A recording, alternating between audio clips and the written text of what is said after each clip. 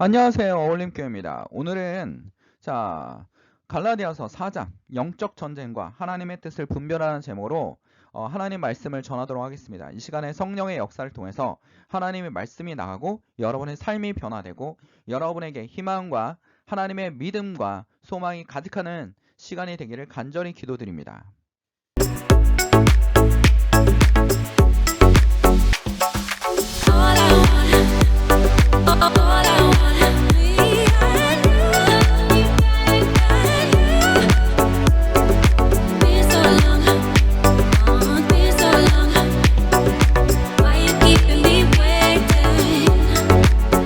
자, 오늘 갈라디아서 4장입니다. 갈라디아서 4장은 굉장히 어려운 그 장 중에 하나라고 학자들은 얘기를 합니다.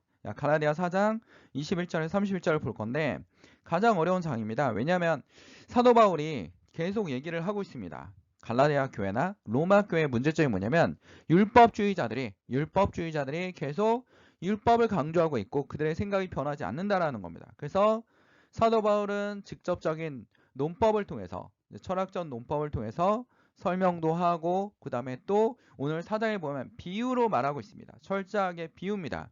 이야기의 핵심을 정확하게 보셔야 됩니다. 당시의 문화적 관점으로 보는 겁니다.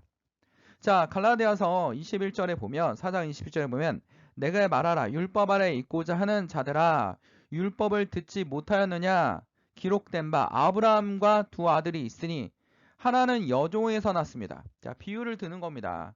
여종에서 냈고 하나는 누굽니까? 자유 있는 여자에게 낳습니다. 자유에 있는 건 뭡니까? 바로 하나님의 사람입니다. 믿음으로 구원받았습니다. 라는 거고 여종이라는 건 율법의 종이 되었다라는 겁니다. 여종이라는 건 율법의 종이 되었다. 하갈을 비유로 얘기를 하는 겁니다. 그러니까 사도 바울이 여기서 비유로 하갈은 율법이고 그 다음에 뭡니까? 자, 사라는 자유의 여자다라고 얘기하고 있습니다. 그러니까 율법에 얽매여 있는 사람들은 하나에 얽매여 있는 종과 같다라고 얘기하는 비유로 얘기하고 있습니다. 자, 여기서 여종에게 육체를 따라 자유 있는 여자에게 약속을 말미암아 하나님께서 뭐 하셨습니까? 우리에게 믿음으로 구원을 받을 수 있다는 예수 그리스도를 주심으로 말미암아 우리가 구원을 받을 수 있다는 걸 얘기를 했습니다. 근데 계속 교회 안에 뭐가 있습니까? 율법주의자가 있습니다. 우리는 이 말씀을 통해서 여러 가지를 우리가 깨달을 수 있습니다. 뭐냐면 교회 안에 아직도 한국 교회건 현재 교회건 아니면 여러분 안에 뭐가 있습니까? 율법주의자라는 마음이 있다라는 겁니다. 아니면 율법주의자가 되어가고 있다라는 겁니다. 이 사람들이 교회 안에서 뭐 하냐면 하나님에 대한 사랑도 있습니다. 열정도 있습니다. 그리고 굉장히 하나님의 사람인 것처럼 얘기를 하고 있습니다.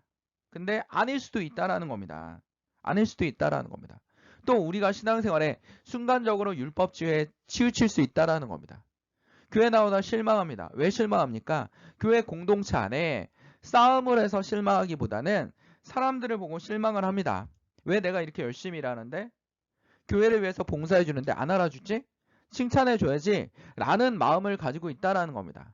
우리가 교회 일을 하는 거나 교회 봉사를 하는 거 누구를 위해서 합니까? 하나님을 위해서 합니다. 근데 우리가 워낙 연약한 육체를 가지고 있다 보니까 우리가 아직도 자유롭지 못합니다. 뭐에 대해 있습니까?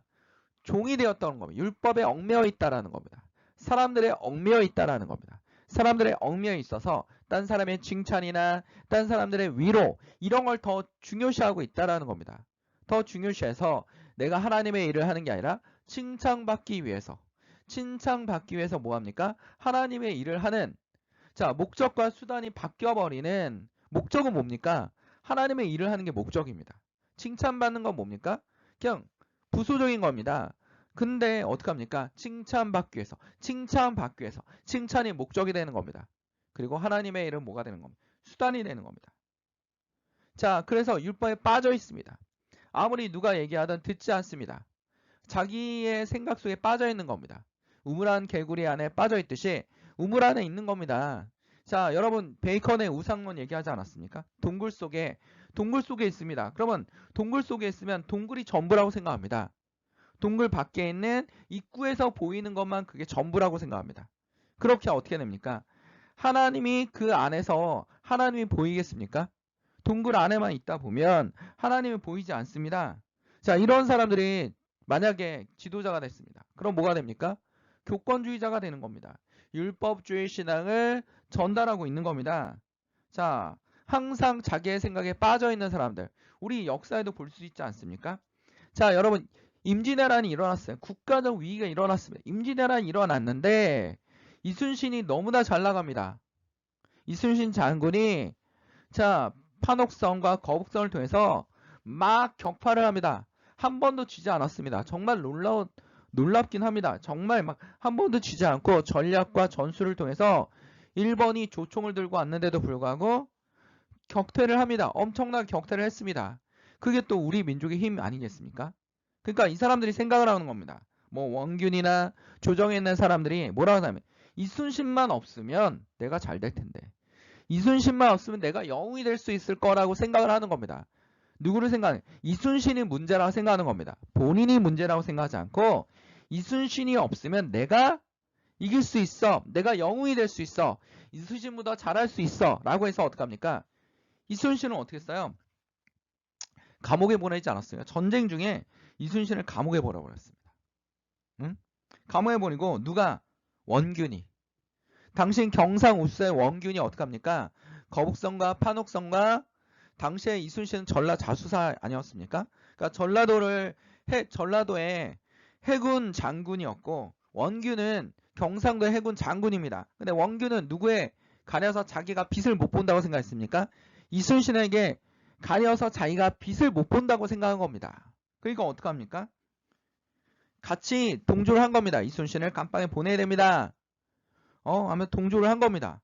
그래서 이순신을 깜빵에 보내니까 거북선과 판옥선을 가지고 자기가 이길 줄 알았습니다. 근데 어떻게 됐습니까? 임진왜란 역사상 최초로 해군에서 패배하는 일이 벌어졌습니다. 본인의 생각 속에서 빠져 있는 겁니다. 저 사람만 없으면 내가 성공할 수 있어. 저 사람만 없으면 내가 할 수 있어. 라는 거. 이게 바로 뭡니까? 현대 교회에서의 율법주의입니다. 교회 안에서 칭찬을 들어야 돼. 뭔가 하나님께서 내게 해 주셔야지만 내가 할 수 있을 것 같아. 아니면 뭐가 없어져야 국가가 잘 될 것 같아. 뭐 이런 걸 전하고 있습니다. 복음이 아니라 복음이 교회 안에 복음이 있어야 되는데 복음이 없어지고 이데올로기와 이념으로 가득한 교회가 가득합니다. 한국 교회가 어땠습니까? 일제강점기 때 신사참배를 거부하는 사람들도 있었지만 어떡합니까? 신사참배 순종하는 교회 사람들이 있었습니다. 영적 전쟁에서 어떻게 된 겁니까? 대파한 겁니다. 대파를 한 겁니다. 하나님의 복음을 들고 나가야 되지 않겠습니까? 중세시대에 교황과 엄청난 권력을 가지니까 어떻게 됩니까? 하나님은 없고 본인의 생각만 있는 겁니다. 십자군 전쟁을 통해서 하나님 나라를 확장하고 나의 권력을 더 높일 수 있겠지. 하나님의 생각과 다르게 십자군 전쟁을 해서 어떻게 됐습니까? 무너지지 않았습니까? 이 속에서도 하나님은 뭐 했습니까? 역사하셨다고 하지 않습니까? 십자군 전쟁 이후에 어떻게 합니까? 하나님은 빠르게 움직이셨습니다. 르네상스를 일으키고 종교개혁을 통해서 항해술을 발달시켜서 어떻게 합니까? 오스만 투르크 제국을 통해서 아시아와 유럽의 길을 차단하지 않았습니까? 차단하니까 유럽 사람들이 뭘 생각하는 겁니까? 배를 타고 아시아로 가야 돼. 아시아에 뭐가 있어? 진짜 황금 같은 향신료가 있어. 그럼 배를 끌고 가면서 그 속에 뭘 들고 왔습니까? 하나님의 복음을 들고 왔습니다. 아시아와 새로운 신대륙과 호주와 이런 전 세계까지 하나님의 복음이 전파되는 이 놀라운 역사를 하나님께서 이루셨다라는 겁니다. 하나님은 오늘도 움직이고 계시고 역사하시고 오늘도 살아 계십니다. 누구 앞에? 여러분 앞에 있습니다. 근데 우리 교회가 뭐에 빠져 있습니까? 율법주의에 빠져 있습니다. 우리의 생각대로 움직입니다. 여기서도 자 계속 얘기하지 않았습니까? 아브라함에게 하나님께서 약속하지 않았습니까? 약속한 여자입니다. 사라에게. 나이가 너무 많습니다. 근데 아기를 낳을 거라고 합니다. 네 자손이 지금 자녀가 한 명도 없는데 네 자손이 엄청나게 번창할 거라고 얘기합니다. 엄청나게 많을 거라고 얘기합니다. 이게 바로 하나님의 뜻입니다. 하나님의 움직임입니다. 근데 아브라함과 사라는 뭘 생각했습니까? 그래 이게 사람의 생각이 우리는 연약하기 때문에 사람의 생각으로 자꾸 오는 겁니다. 여종을 통해서 젊은 여종을 통해서 자녀를 낳아야지 않겠어? 젊은 여정을 통해서 자녀를 낳아야 되지 않겠어? 그게 하나님의 뜻일 거야. 본인의 생각이 하나님의 뜻인 것처럼 얘기를 할 때가 있습니다. 이게 뭡니까? 율법주의라는 거예요. 율법주의. 자, 종하던 하갈을 통해서 뭐 합니까? 아들을 낳습니다. 하갈을 통해서 아들을 낳습니다. 이게 하나님의 뜻이었습니까? 이게 바로 사도 바울은 뭐라고 얘기하고 있냐면 율법주의라고 얘기하고 있습니다. 사람의 생각, 사람의 뜻, 사람의 힘력. 아까 얘기하지 않았습니까? 이순신만 없으면 내가 잘 되겠지. 잘 됐습니까? 완전 망하지 않았습니까? 순조도 임진왜란 때 어떻게 합니까? 도망가서 중국한테 도망가면 중국이 도와주면 우리 전쟁에서 이기겠지. 명나라가 와서 도와줬는데 전쟁이 아주 승리하는 분위기였습니까? 아니었습니다. 그렇게 도움이 되지 않았습니다. 명나라도 자기 나라가 아니기 때문에 그렇게 열심히 싸우지도 않았습니다. 결국 우리나라 누가 지켰습니까? 하나님의 백성들이 지키지 않았습니까? 순조는 어떻게 왕은 어떻게 하면 의주로 도망가려고 하는. 그리고 자기 아들 중에서 가장 미워하는 애 광해군을 세워서 네가 여기 전쟁하다 뒤져라 막 이러면서 네가 한양을 지키는 것이다. 그래서 원래 광해군이 세자가 되려고 했던 사람이 아닌데 세자로 임명해 버렸습니다. 그러니까 광해군이 죽을 거라 생각한 겁니다. 순조는 광해군이 죽을 거라 생각하고 임명하고 한양을 지켜라. 나는 신의주로 도망가서 명나라로 도망갈 테니. 근데 어떻게 했습니까? 광해군이 여기서 끝까지 싸우지 않았습니까? 그리고 살아남지 않았습니까? 그 다음 왕이 누가 됐습니까? 광해군이 되지 않았습니까? 광해군이 되지 않았습니까? 우리가 생각해야 될 건 뭡니까? 하나님의 뜻을 분별하고 율법주의에 빠지지 않도록 우리가 어떻게 됩니까? 노력해야 됩니다. 하나님께 기도하십시오. 하나님께 뭐 합니까? 좋은 곳으로 인도할 수 있도록 하나님께 매달려야 됩니다. 누구와 같이? 다윗과 같이. 우리가 아브라함처럼, 한나처럼, 사라처럼 뭡니까? 빠지지 않게. 사람의 생각에 빠지지 않게. 그래서 어떡합니까? 율법을 잉태하지 않았습니까? 약속하는 누굽니까? 이스라엘입니다. 이삭입니다. 이삭. 이스마엘이 아니라 이삭입니다. 이삭을 통해서 하나님의 자손이 엄청나게 번창할 거라는 것을 하나님께서 약속하셨습니다. 아들 하나 낳았는데 또 아들도 늦게 결혼했어요. 그렇죠? 하나님은 하나님의 시간이 있습니다. 하나님의 목적이 있습니다. 하나님의 뜻이 있습니다. 하나님의 길이 있습니다. 하나님의 방법이 있습니다. 사람의 방법과 하나님의 방법은 다르다라는 겁니다. 우리가 다윗을 볼 수 있습니다. 성경의 인물을 통해서 다윗을 볼 수 있습니다. 다윗은 어땠습니까? 굉장히 유명해졌지 않았습니까? 골리앗을 물리치고. 이 어마어마한 장수를 조그만 소년이 와서 물리쳤습니다. 거기다가 사무엘도 다윗이 왕이 될 사람이라 생각하지 못했습니다. 왕이 되려면 뭐 키도 크고 막 이래야 되기 때문에 자, 근데 하나님께서 누굴 택하셨습니까? 다윗을 택했습니다. 다윗을 택한 이유가 뭡니까? 다윗은 왕에 대한 욕심도 없었고 다윗은 항상 뭐 했습니까? 시편 23편 1절에 보면 완전히 감동적입니다. 이 시를 볼 때마다 너무나 감동적입니다. 여호와는 나의 목자시니 내게 부족함이 없으리로다. 부족함이 없으리로다. 하나님이 내게 계시니 부족함이 없습니다. 너가 왕이 될 것이라 했는데도 어떡합니까? 사울이 다윗을 죽이려고 다음이 왕이 될 사람을 뺏기 위해서 어떡합니까? 다윗을 죽이려고 막 쫓아다닙니다. 그리고 다윗도 사울을 죽일 수 있는 기회가 많았습니다. 근데도 불구하고 하나님이 임명하신 사람과 죽이지 않았습니다. 그리고 누구의 편을 들었습니까? 다윗의 사고방식은 시편 16편에도 나타납니다. 땅에 있는 성들은 존귀한 자들이니 나의 모든 즐거움이 그들에게 있도다. 땅에 있는 누굽니까? 하나님의 백성들은 존귀한 자니. 백성에 대한 근본적인 정책을 가지고 있습니다. 뭘 가지고 있습니까? 백성이 근본이 되는 정책. 이거는 어느 나라나 백성이 중요하다는 건 다 알고 있습니다. 백성이 존귀한 자들이 나의 모두 그들을 위해서 즐거워하는 이런 생각을 가지고 있는 사람이 바로 왕이 되는 겁니다. 그리고 어떻게 했습니까? 쫓겨다니면서 환난 당한 모든 자와 빚진 모든 자와 마음이 원통한 자가 다 그에게 모였고 힘들어하는 사람들이 모였습니다. 힘들어하는 사람들이 모였습니다. 근데 그들의 우두머리가 되었고 그들이 한 400명가량 되더라. 다윗은 어떤 사람입니까? 힘들고 어렵고 힘들어하던 사람들의 편이 되었습니다. 그들의 편이 되었던 사람입니다. 사회적 소수자들에게 소수자는 뭐라고 얘기했습니까? 숫자가 적은 게 아니라 뭡니까? 기회가 적은 사람들, 권력이 적은 사람들, 힘이 없는 사람들을 우리는 소수자라고 얘기를 하는 겁니다. 그래서 그들의 편이 되었습니다. 그들의 왕이 되었습니다. 다윗이 그런 적 있습니까? 성경에서? 하나님 제가 왕이 되어야 되는데 왜 사울이 저를 죽이려고 합니까? 왜 저에게 이런 고난을 주십니까? 그리고 주변에 있는 사람들이 유능해져야 되는데 이런 약한 사람들만 왜 내 주변에 있습니까? 라고 얘기한 적이 없다라는 겁니다. 다윗은 항상 이렇게 얘기합니다. 여호와는 나의 목자시니 내게 부족함이 없으리로다. 자기가 잘못하면 잘못했다라고 얘기하는 바로 하나님을 두려워하는 마음, 그게 다윗에게 있었다는 겁니다. 이 사람이 유능합니까? 근데도 불구하고 어떡합니까? 다윗의 가장 위대한 점은 뭡니까? 하나님을 두려워하는 마음이 계속 있었다라는 겁니다.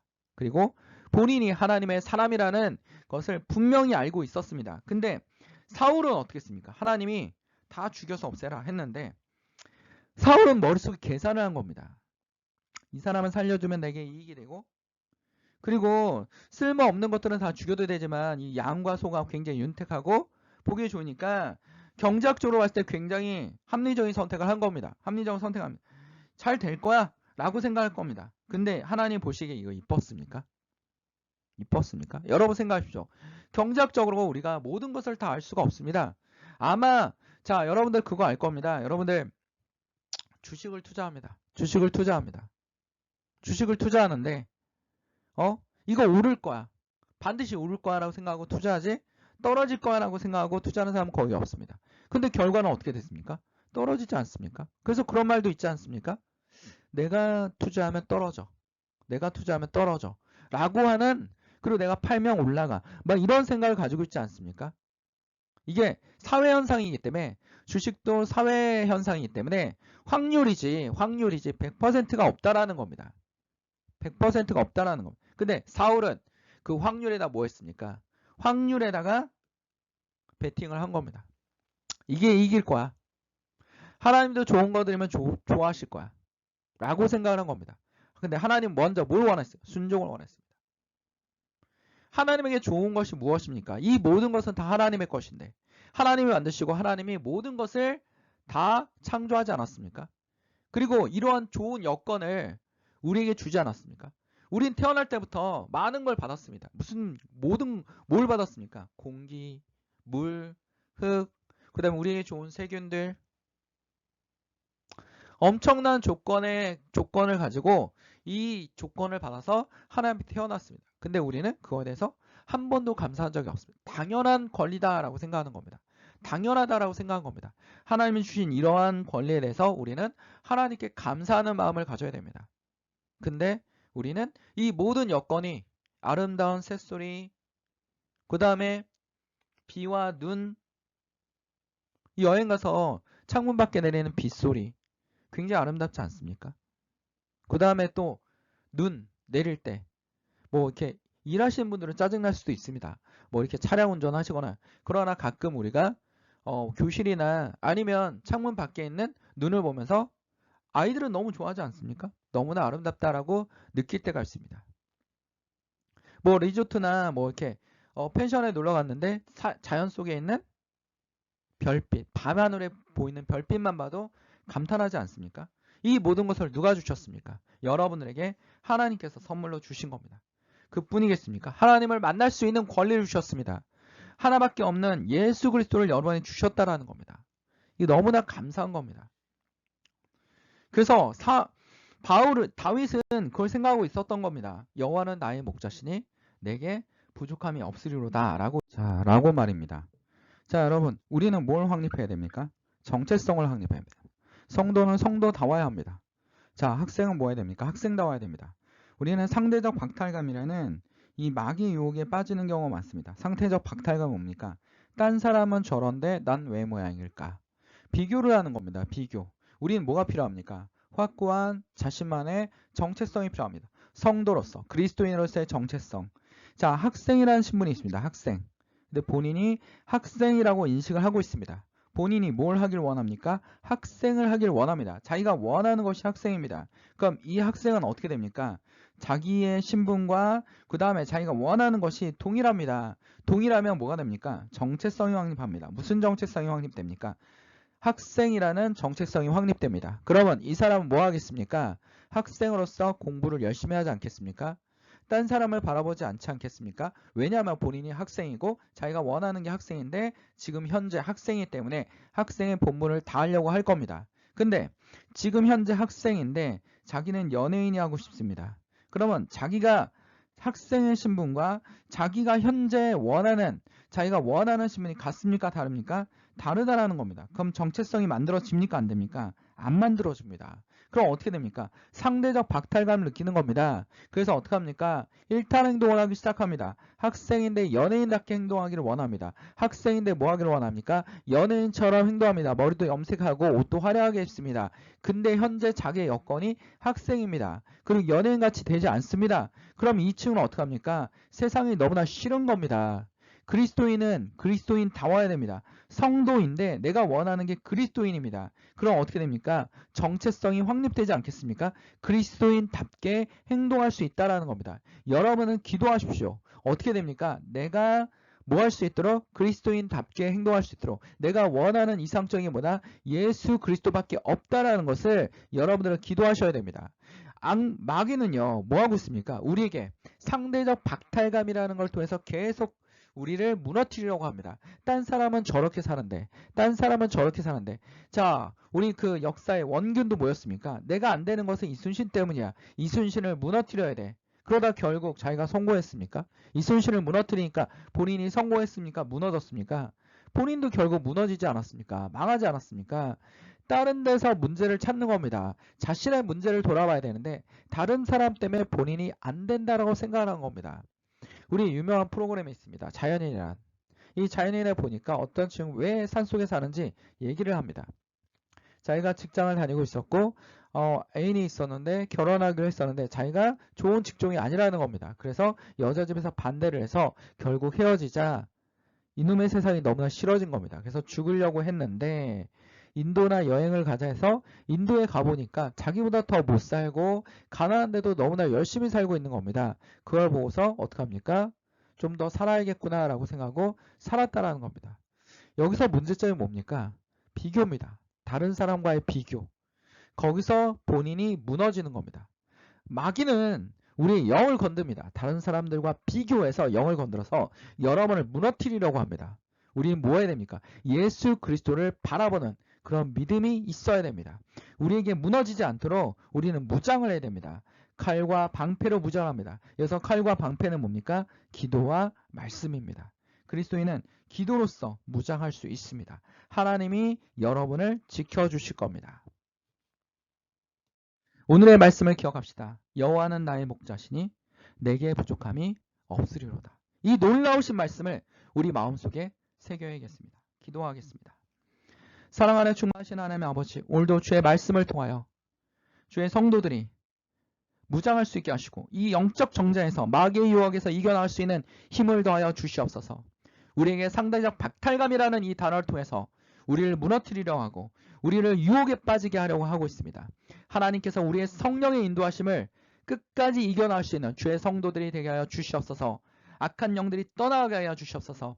악한 영들의 유혹에서 빠져나올 수 있는 힘을 더하여 주시옵소서.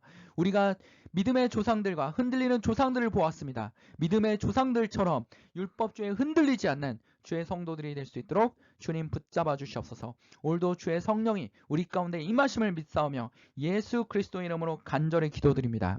아멘. 하나님의 영광의 박수를 올립니다. 오늘은 말씀 창고였습니다.